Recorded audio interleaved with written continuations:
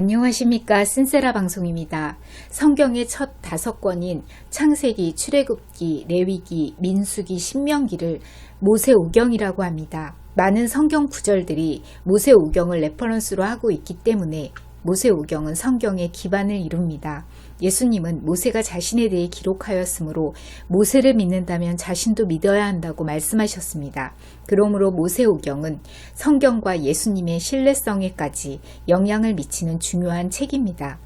다른 종교나 철학은 인간이 하나님에게 다가가고자 노력하는 것에 관한 세계관입니다. 그러나 유대교와 기독교 신앙의 기반이 되는 성경은 완전히 반대 방향입니다. 하나님께서 자신을 인간에게 계시하셨습니다. 하나님께서는 모세에게 불타는 떨기나무 가운데서 자신을 계시하셨습니다.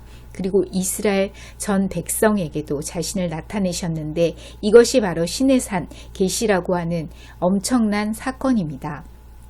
시내산에서 있었던 사건은 이스라엘 민족이 이집트를 탈출하였다는 것, 그리고 위대한 헌법, 즉 하나님과 이스라엘 사이의 언약이 체결되었다는 의미가 있습니다. 하지만 더 중요한 것은 하나님께서 자신을 이스라엘에게 계시하셨다는 것입니다.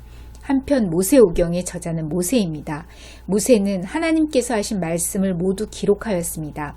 하지만 어떤 학자들은 이를 부정하는데 이것은 그들이 모세 시대에 히브리 문자가 없었다고 생각하기 때문입니다. 학자들은 모세오경이 모세 시대가 아닌 수백 년 이후 후대의 다수 저작자들에 의해 쓰였다고 생각합니다. 그러나 출애굽기 17장 14절에서 주님께서는 모세에게 책으로 기록하라고 분명하게 말씀하셨습니다.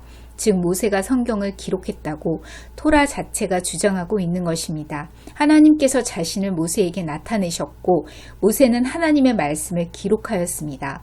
또 일부 학자들은 모세 시대에는 일반 대중들이 문맹이었기 때문에 모세오경이 있었다 하더라도 읽을 사람이 없었을 거라 주장합니다. 그러므로 모세오경을 기록할 이유가 없었다는 것이죠. 따라서 모세오경은 구전을 통해 자녀들 세대로 전해졌고 그러는 동안 이야기가 과장되고 왜곡되었을 것이라 주장합니다. 하지만 모세오경은 백성들이 읽을 것을 염두에 두고 기록되었습니다. 가장들은 문기둥에 성경 말씀을 기록하고 자녀들에게 말씀을 교육해야 했습니다. 모세시대 기록된 사본이 남아있지 않는 것은 말씀을 내구성이 부족한 양, 염소, 낙타 가죽에 기록하였기 때문입니다. 오늘은 여기까지입니다. 경청해 주셔서 감사합니다.